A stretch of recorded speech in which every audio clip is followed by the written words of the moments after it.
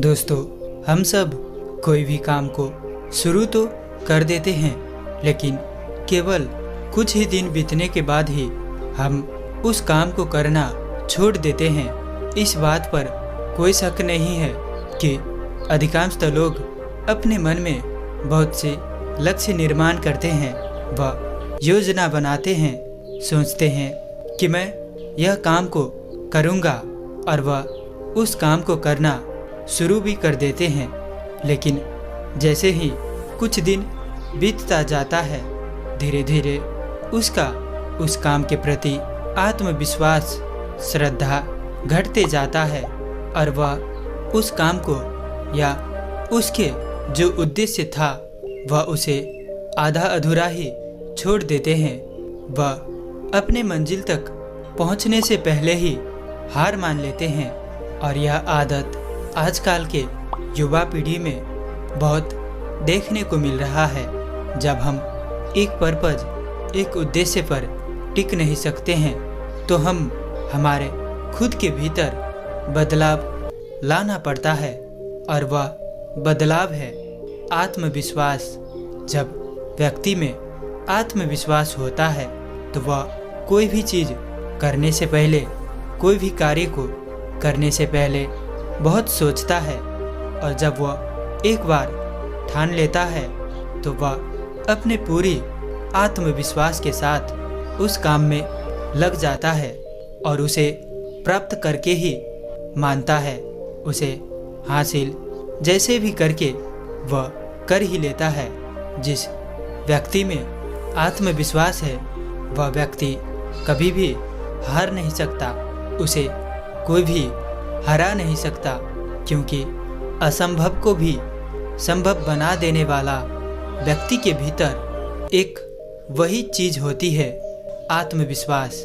आत्मविश्वास के द्वारा ही इस दुनिया में बहुत लोग अपने लक्ष्य को प्राप्त कर चुके हैं और मैं आपको आज की यह कहानी से यही बताने की कोशिश कर रहा हूँ कि यदि आप ऐसे ही दुधार में फंसे हैं, आप सोच रहे हैं कि मैं ये काम करूं या ना करूं और आपको उस काम में लग रहा है कि यह काम ठीक है, इसमें बहुत सारे लोग सफल भी हुए हैं, बहुतों को लाभ भी हुआ है और यह काम, ये उद्देश्य या फिर कोई वस्तु आपको अगर लग रहा है कि यह मेरे लिए सही है और आप अभी तक शुरुआत नहीं की है तो उसे जल्द से शुरुआत करें। और जब एक बार आप शुरुआत करते हैं तो पीछे मुड़ने का कभी मत नाम ले। आपके हर एक कोशिश ही आपका सफलता है। आप जब अपने मन में पूरे विश्वास के साथ जिस भी कार्य में लग जाते हैं तो उस कार्य को सफल बनाने में यह ब्रह्मांड आपको सहायता करता है, आपको ज़रूरतें मदद करता है।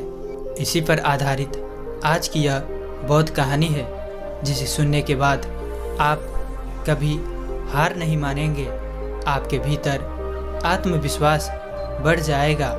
इससे पहले आप सभी से एक निवेदन है कि यदि आप अभी तक हमारे इस चैनल को सब्सक्राइब नहीं किए हैं तो इस चैनल को सब्सक्राइब कर ले। तो चलिए आगे बढ़ते हैं।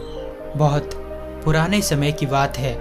एक जंगल था जिसके बीच में गंगा नदी प्रभावित होती थी।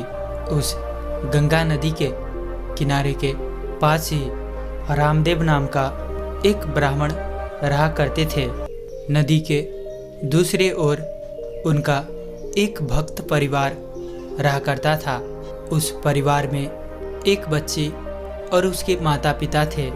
ब्राह्मण रामदेव को उनके भक्त परिवार रोजाना उनके लिए गाय का दूध भेजा करते थे, क्योंकि ब्राह्मण रामदेव प्रतिदिन दूध पीकर तपस्या करने बैठ जाते थे। वह ब्राह्मण पानी पर चलने की सिद्धि प्राप्त करना चाहते थे। उनका एक सपना था कि वह एक दिन पानी में चले।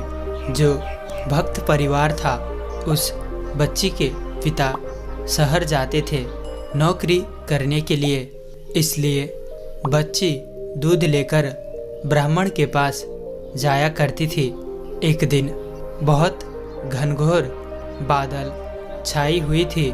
बच्चे की माँ ने बच्ची को दूध दिया और उसे कहा, आज ब्राह्मण जी को दूध देना और उनसे बोलना कि आज घनघोर बादल छाई हुई है, इसलिए हो सकता है कल नदी में बाढ़ आ जाए और मैं दूध देने ना आ पाऊँ। बच्ची दूध देने के लिए रामदेव ब्राह्मण जी के पास जाती है और उन ब्राह्मण जी को सारी बात बताती है। कहती है, क्षमा करे बाबा जी, आज घनघोर बादल छाई हुई है और हो सकता है कि कल नदी में बाढ़ आ जाए, इसीलिए हो सकता है कि कल मैं दूध लेकर ना आ पाऊँ।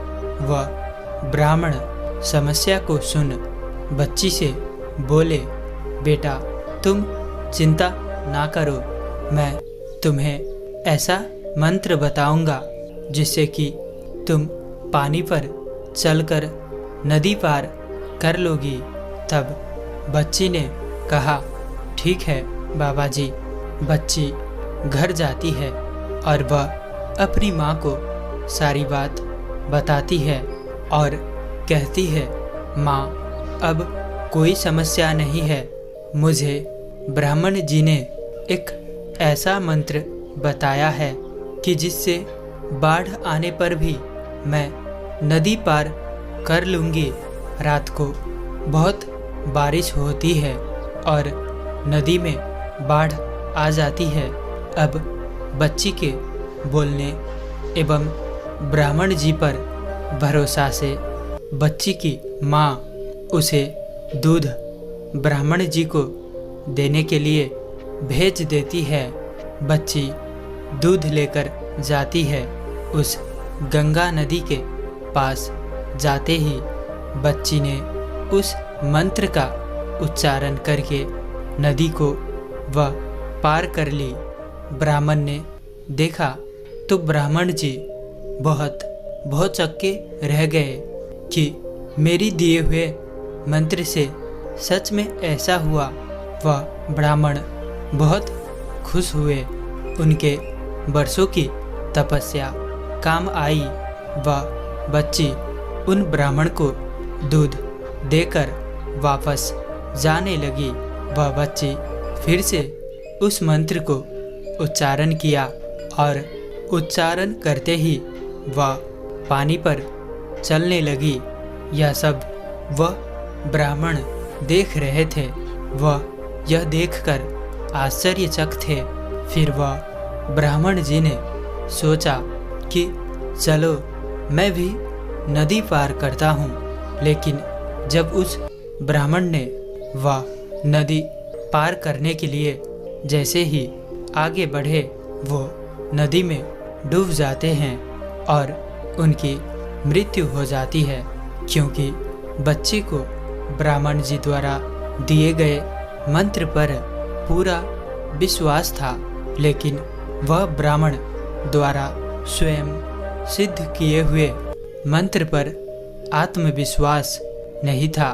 ब्राह्मण जी को खुद पर विश्वास नहीं था, इसलिए वह नदी के प्रभाव में बह गए, वह डूब गए।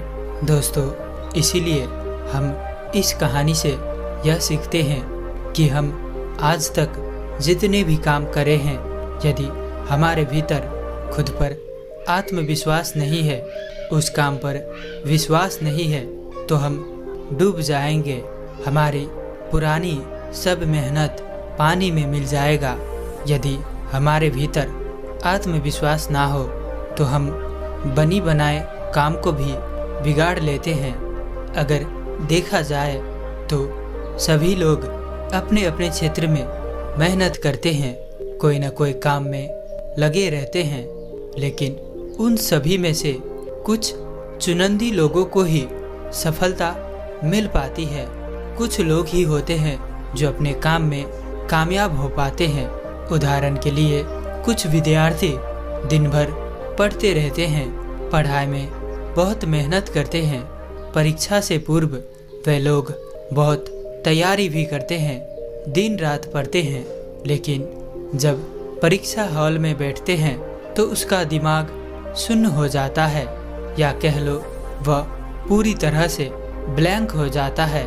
और इसका यह कारण है कि उनके भीतर आत्मविश्वास नहीं है। वो जो पढ़ रहा है, वो जो कर रहा है, उसे खुद के ऊपर विश्वास नहीं होता है, विश्वास की कमी रहता है। कोई जॉब करता है तो वह अपने मैनेजर से, अपने मालिक से कुछ कहने के लिए डरता है। उनके आगे कुछ प्रस्ताव रखने के लिए उनके भीतर आत्मविश्वास की कमी हो जाती है।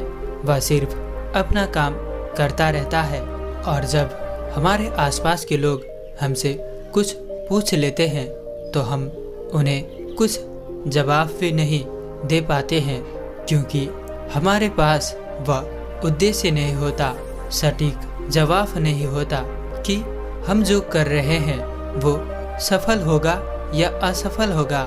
मैं जो काम कर रहा हूँ उसमें मुझे कामयाबी मिलेगी या नहीं, इससे मुझे फायदा है या नहीं। हम खुद में ही एक धुक सा रहते हैं, हमें संकोच होता रहता है। इसीलिए हम लोगों को अपने काम के बारे में आत्मविश्वास के साथ बयां नहीं कर पाते हैं, और हमें इसके कारण कई जगह झुककर भी रहना पड़ता है। लोगों से खरी खोटी भी सुनने को मिल जाता है। तो यहाँ पर सवाल यह आता है कि हम आत्मविश्वास कैसे बढ़ाएं, खुद के ऊपर विश्वास कैसे करें, हम जो कर रहे हैं उसे कैसे स्वीकार करें कि मैं ये सही कर रहा हूँ, मुझे विश्वास है कि मैं यह कर लूँगा, मुझ में इतना क्षमता है, मैं हार नहीं सकता। तो इसके लिए आपको ज़्यादा चिंता लेने की ज़रूरत नहीं है। बस आप यह स्वीकार करें, यह माने कि आप जो कर रहे हैं आप सही कर रहे हैं। आप यदि दिन भर के छोटे छोटे काम भी आत्मविश्वास के साथ करने लगेंगे तो धीरे धीरे आप में आत्मविश्वास की विकास होने लगेगा। इसके लिए आप जिस भी कार्य को करते हैं उसके दोनों पक्ष को बारीकी से समझे कि इसका सकारात्मक पक्ष क्या है और नकारात्मक पक्ष क्या है। जब आप यह देख लेते हैं तो आप में खुद ब खुद आत्मविश्वास जागृत हो जाता है। आप यह समझ पाते हैं, आप उसे स्वीकार पाते हैं, जिसके कारण आप में आत्मविश्वास बढ़ता है। आप जिस भी कार्य को करते हैं पूरी तरह से आत्मविश्वास के साथ करते हैं। इसके लिए आप खुद पर विश्वास रखें। आप यह मान कर चले कि ईश्वर ने हम सबको वह क्षमता दी है जो कि अन्य लोगों के पास है। हम वह सब कर सकते हैं जो किसी अन्य व्यक्ति कर सकते हैं। बस आपको खुद पर विश्वास होना चाहिए, आप में वह जुनून होना चाहिए। और एक आत्मविश्वासी व्यक्ति को यह ब्रह्मांड भी उनके साथ देता रहता है। यह ब्रह्मांड उन सभी व्यक्ति के साथ है जो विश्वासी है, जो अपने दम पर कुछ करना चाहते हैं, जो खुद पर विश्वास रखते हैं। तो आप भी आत्मविश्वासी बने और दूसरों के नज़र में भी विश्वासी पात्र बने। तो आज की वीडियो में इतना ही। उम्मीद है कि आपको इस कहानी से ज़रूर कुछ न कुछ सीखने को मिला होगा। तो इसीलिए इस वीडियो को लाइक और अपने दोस्तों के साथ शेयर करना बिल्कुल मत भूलिएगा। और साथ ही साथ हमें सपोर्ट करने के लिए इस चैनल को सब्सक्राइब करके बेल नोटिफिकेशन भी ज़रूर से ऑन करें। और आखिर तक कहानी में बने रहने के लिए मैं किशन शर्मा आप सभी का दिल से बहुत बहुत धन्यवाद करता हूँ। तो मिलते हैं ऐसी कोई और नई वीडियो में, तब तक के लिए अपना ख्याल रखें। धन्यवाद।